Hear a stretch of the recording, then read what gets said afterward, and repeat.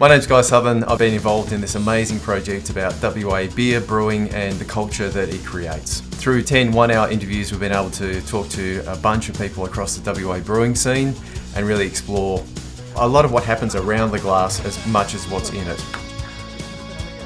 It's a perfect blend of art and commerce and sociability that makes something magical that's beyond the sum of its parts. WA beer is very, very collaborative. Very collaborative, we're in each other's pockets. It doesn't matter who you are, as long as you like beer and you're a good person and you want to push it forward, you're on the team. And golly, there's some amazing people in this industry. Yeah, it's been huge. I use the word golly too. Am I 84? Yeah. What? That looks exactly like I would have thought it would. Let it ferment for 16 hours in a tub covered with a sack, fit to drink, and will be stronger beer than London Porter. Okay, so barley, treacle, and hops. What hops? This is going to be crazy. Okay, so does it tell you how they've been malted? I think he's kind of like steeping them himself and then baking them. So he's like doing his own malting. So we're going to have to get some like really like old school style under-modified malt because he boils it for a really long time as well. The recipes that we saw from like 1833 were very much about trying to make do. You know, so it was a lot of treacle. Probably enough treacle to not legally be considered beer in these days. There was a lot of kind of like how to make as much beer as you can as cheap as possible, and it was really quite hard to read some of those recipes because in those days obviously paper was such a sought after commodity that they would just write, you know, constantly. Every single square millimeter of paper would be used, and just writing in the margins and all that kind of stuff, just almost stream of consciousness. And then you do this, and then you do that, and then you do this. Definitely not the kind of recipe that I'm used to reading. It appeared that they had a strategy to kind of mitigate batch variance between various ingredient inputs by just having a lot of samples from various different places. So in the malt bill, while there was malted wheat and roast barley like black patent malt, stuff like that, normal stuff in a beer, the base malt, which comprised 85-90% of it, was actually split between like 4 different manufacturers. So there'd be 4 local maltsters and there'd be like, equal parts of each of them. And that seemed like a lot of screwing around, but it makes sense in the context of, that the actual malting process was a lot more variable batch to batch.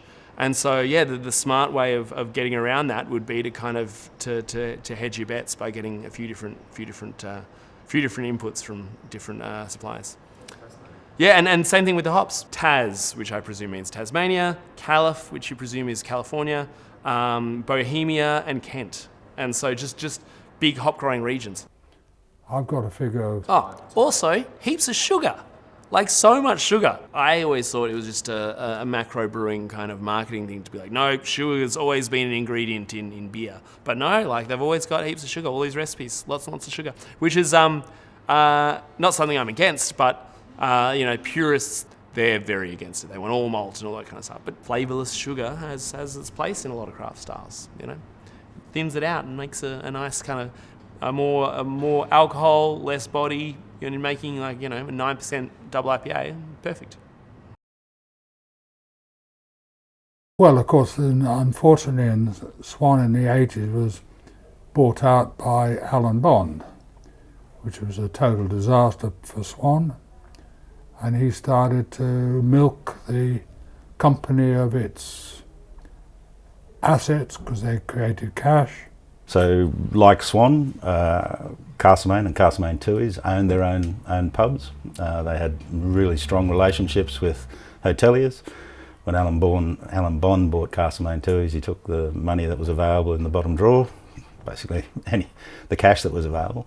But he collected the hotels that were owned by the group and sold them floated them into a separate entity where he made money. And what happened when he did that was that he didn't give any credence or didn't allow for the fact that a lot of the hoteliers were were in some cases generations of the same family running prominent and well-respected hotels. And this is in Queensland as well as Western Australia? Bond did it, so he did it here in Western Australia as well. Yeah. How many different types of beer were being brewed at that point in time? Oh, probably four or five, I would say. And when you say different types of beer, I mean, it was all lager, and the differences were small. Minor differences in colour, minor differences in bitterness, perhaps even carbonation, but it was largely one yeast, largely lager production. Most ever produced in a year was probably 240 million litres, but by the time they were closed, I mean, it was probably down to probably a quarter of that, and still trying to do it on this big site. Just turning the lights on every day was very expensive. Phil was working for Swan Brewery in the Alan Bond era and had spent some time, I think, doing a Master of Brewing course in Birmingham, I think. He'd also spent some time, I think, with Stella Artois in Europe. And I think the year or two that he spent over there pre-Matilda Bay, Phil just soaked up not just, I guess, the science of brewing. Ultimately, I think Phil's a scientist, but he's a scientist who is out of the box. So he understood art, culture, music, creative. I had great creative judgment. He was curious. So he absorbed all that traditional hospitality and culture that he came across, came racing back here, and I think his first, well, the project they got him on was Swan Line, which was probably an interesting scientific project, but wasn't going to inspire Phil, given what Phil had seen. And so he went knocking on doors to try and get capital to start up a brewery. I think that was so difficult in those times for a whole bunch of reasons. But starting up a pub brewery, maybe not so much. And so the Sail and Anchor got funded. Then there was a stream of pubs that began to be able to showcase the different sort of beers that Phil wanted to showcase. Oh, I think there was the Chelsea Village one. Can't remember what that was called. In Netherlands there? In Netherlands. There was the Queen's, there was the Brass Monkey. Oriel got turned into a Belgian beer cafe. No one had ever seen that before. Sail and Anchor, Norfolk, in Freo. Plaistows in West Perth. So they were sort of like ale houses. And in a country that had just been drinking lager and lager and lager, it was something different. They went really well. But really what Phil had created was a hospitality operation with a small brewery and a bunch of different beers without one single brand. It's a bit like a lot of breweries today, funnily enough, gone full circle. So then Phil wanted to create a packaged beer brand and a serious brewery to do that, and raise more money, and Matilda Bay became a listed entity on the stock market. So there was this tension between all the cultural and creative and interesting things that Phil was wanting to do versus the corporate side of the business, who probably weren't as understanding or engaged in where Phil's vision really was.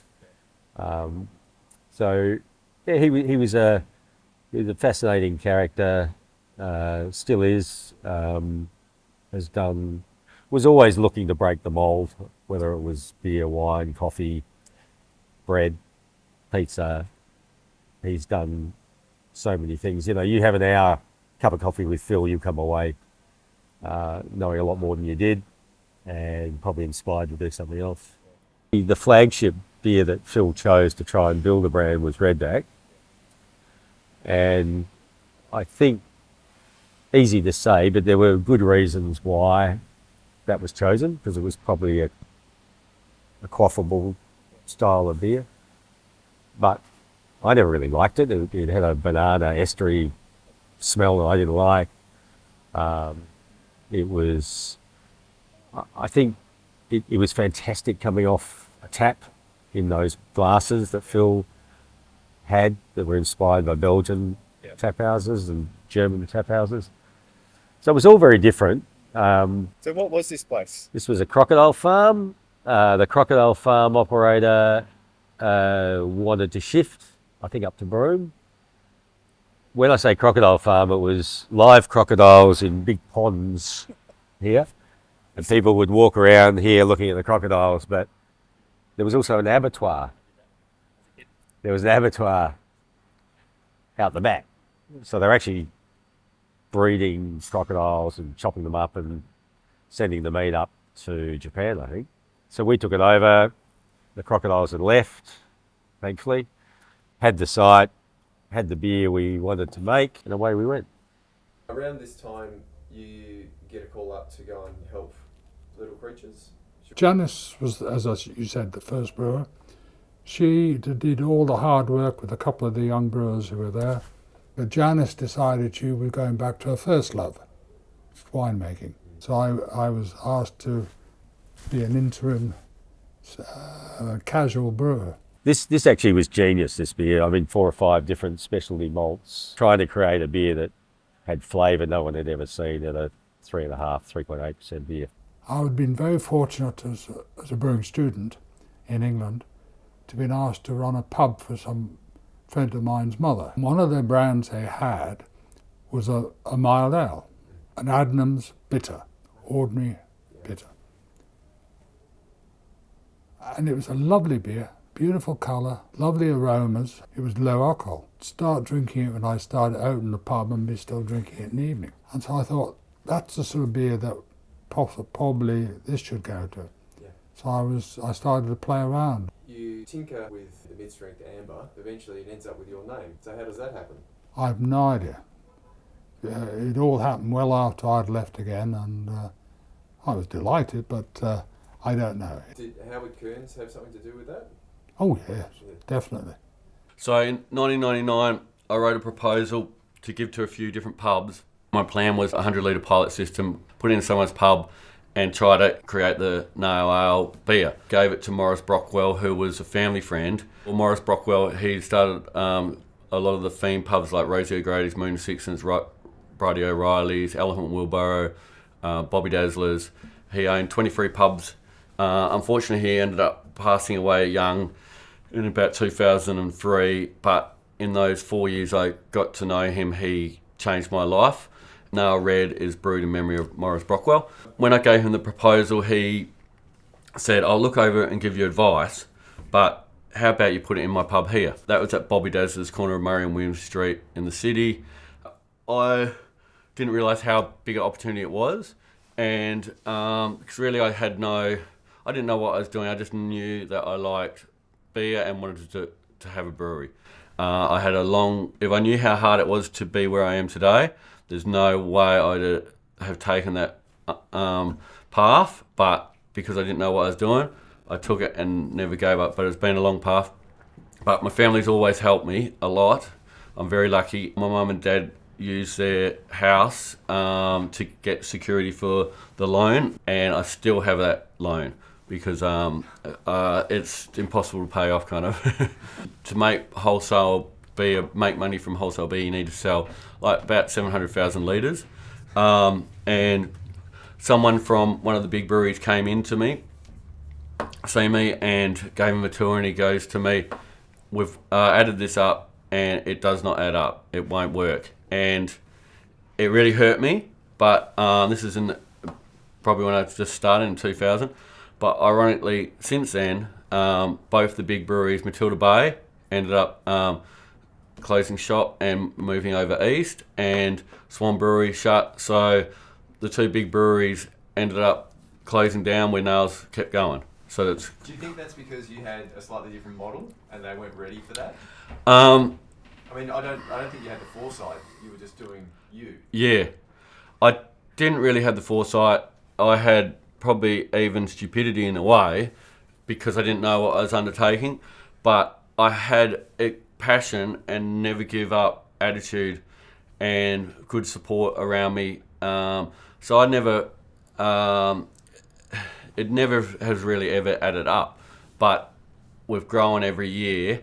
We have our ups and downs. That nails 24 in March, and every 5 years there's something major. You think we're going to make it, and then suddenly down and up and down. So it's a very hard industry, very dynamic. Things change. It's been 25 years. Technology changes. There's so many variables that have made it hard, but I didn't have the business understanding back when I started, and where I do. I learnt the hard way, but I had that passion for seeing people buy my beer is pretty special. I see someone go to the bar and buy it. Like, I love it, and that's kind of what keeps me going. When Little Creatures sold, it sold for a multiple attached to brand value, not stainless steel and this place and bricks and mortar. It had become a brand, and therefore it had a value that people never understood before. Suddenly the capital markets were interested in supporting and providing equity to people who wanted to do a brewery. So the people of our era, like Mountain Goat or Holgate or others, were doing it by the seat of their pants. The original brewery for Little Creatures was built and shipped over from DME in Canada, Prince Edward Island. You look that up, it's the furthest spot in the world you can get from Perth. So hard. The original bottle came out of Portugal, and we were paying a lot, but we wanted a bottle that was different than what we could buy from ACI Glass. We called Hop Hog an American style IPA when it first came out because in the market there was nothing like it. Not many people would have known what an IPA meant. There was a very small portion of the population drinking craft beer, and Little Creatures, their pale ale when it came out, it was huge. It was big, bold. People were like, this is so fruity, floral, like, I'll have 2 stubbies, but then that'll do. When Hop Hog was coming out, it's almost like Little Creatures pale ale shifted into the lower end of the scale, like, it's not enough. Like, the Hop Hog is, that's the American pale. Now I think Hop Hog's in that same bracket. It's down on the lower end. It's the sessionable beer. It's not huge and punchy compared to some of the things out there on the market now. But then anyone that would brew something new leading on from then, it was like everyone, it was just who could do it first. The Weird and Wonderfuls popped out. We just had this fast forward within 10 years of what America did in probably 30. So the Australian palate probably wasn't ready, or at least as mature as the American market was. You think Little Creatures, the Sierra Nevada Pale had been around since 83 or 84. We got Creatures Pale in 2001. We fast forwarded we crammed every style of craft beer that was out in the US into 10 years. So we got anything from an American style pale to a double chocolate fruited sour juicy fruit barrel aged something. It was a bit wild. Clout Stout brewed at Edith Cowan back in 2010, the first batch, and then brewed it every year until 2017. It did very good in beer awards, won lots of goals at ARBA and also Champion Beer of Show at Sydney. The packaging got fancier every year, which the time and the quality, kind of the volume got a bit bigger. But it's ended up peaking at $90 a bottle. But people, it's a special beer, and you can share with someone. You can give it as a gift, and then 2 people share that special moment. I've had a lot of people that have said they've had Clout Stout, they had it with their dad. It was the best beer they've had. Gypsy Brewing, where a brewer doesn't have their own facility, they go in to use someone else's facility, has gone through a massive evolution. I feel like it was an unknown way of doing things, and then I feel like it had a bit of a stigma maybe around it. You know, there was a bit of a, oh, well, you're not even, you know, you can't be bothered, you know, having your own place. And I think it had to overcome that sort of stigma. And now you fast forward to now where there's quite a few brands who don't have their own facility, and consumers don't really seem to mind at all. It's not an issue, you know. They're just happy if the beer that's being put out is by good people who make good beer. 2012, it just being a woman in beer was a bit of a rarity, and you know, there was trailblazers like Jane Lewis and Danielle Allen from Two Birds, who was, I think, is the first all-female owned brewery in Australia. I can't even think of another one now even.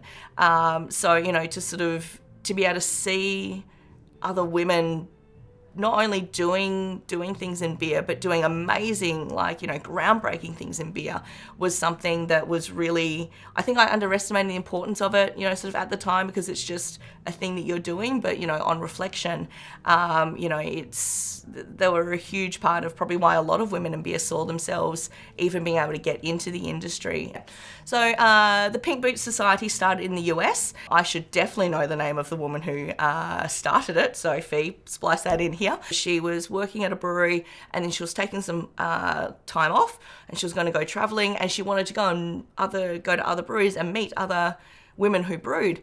And I suppose it would come as no surprise to people that was kind of a hard thing to find. So it inspired her to create this sort of collective, this Pink Boots, which came from the pink gum boots that they were safety boots that she wore to brew. Tiff Waldron, who is the Pink Boots president based in Melbourne, approached me about setting up a chapter in WA. Joining me was Margarita Wallace, who was the head of marketing for Eagle Bay Brewing, and Margaret McCarran, who was the head of sales here in WA for Colonial Brewing. Pink Boots Australia as a whole provides these amazing opportunities, and one of them is, you know, sending people to the Independent Brewers Association annual conference, which is called BrewCon, and it's a 2-day conference that covers everything from manufacturing to brewing to marketing to sales to brew pubs. And then we have our annual brew day, which is always amazingly good fun, and the brew day coincides with International Women's Day, so sometimes it's a beer brewed for that occasion or it's a beer brewed on that occasion,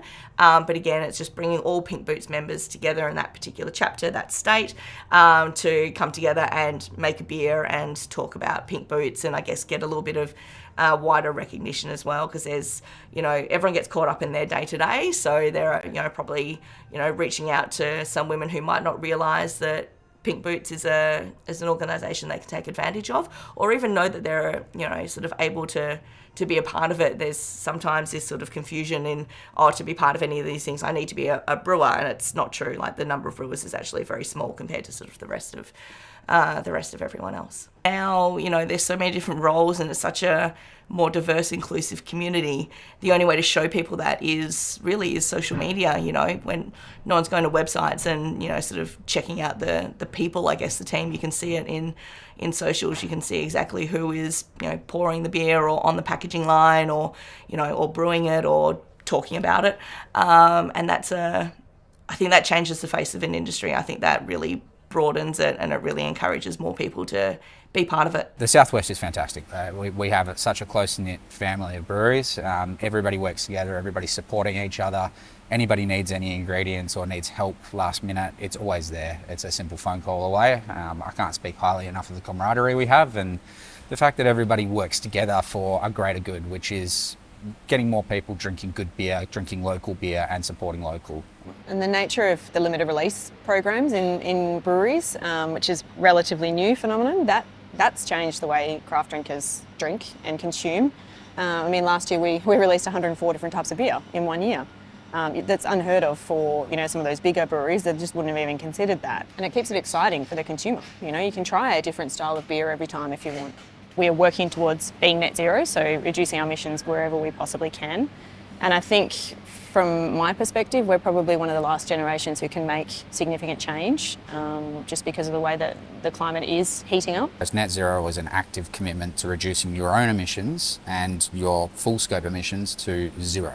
So no net emissions of carbon dioxide from any of our brewing practices. Averages are anywhere between 2 and 6 kilos CO2 per litre of beer.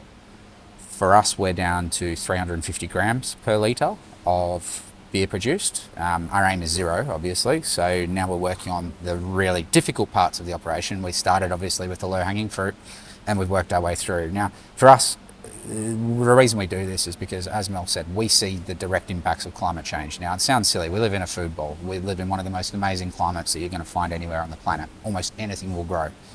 Our rainfall averages have dropped from 650 millimetres a year to 450 millimetres a year over the last 10 years.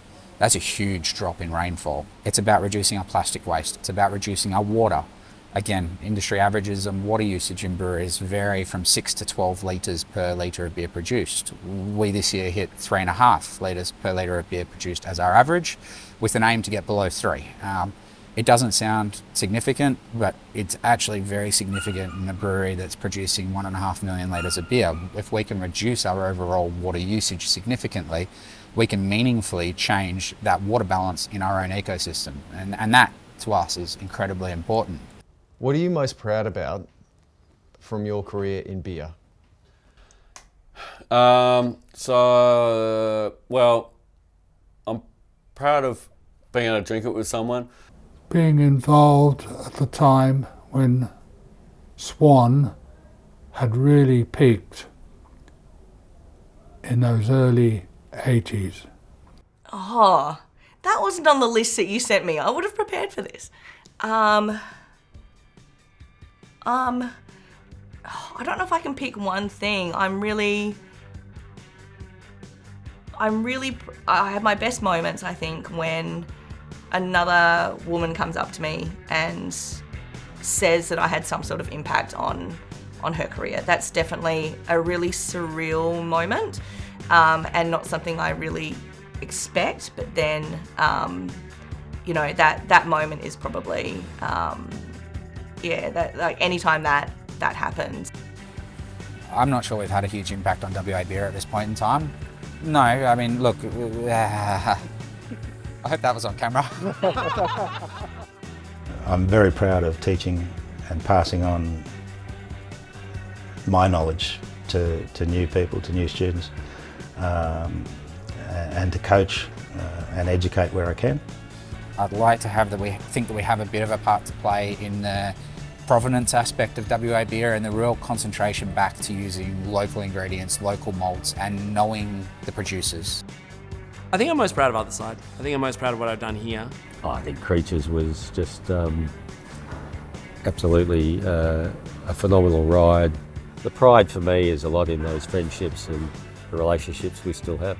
I'm most proud of being able to pay forward the support and education that I received from other people, who just kind of helped me out and taught me stuff, and I'm proud of being able to do that for other people.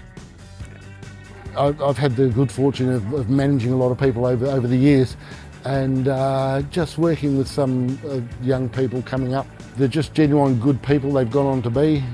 Brewing side, yeah, I think just being part of a successful business. I mean, I love this small brewing business, and just being part of a little team that's, making stuff.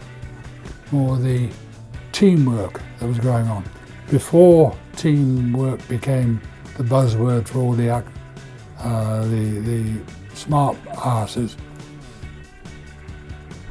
Swan Group became a team to make it happen in Canning Vale.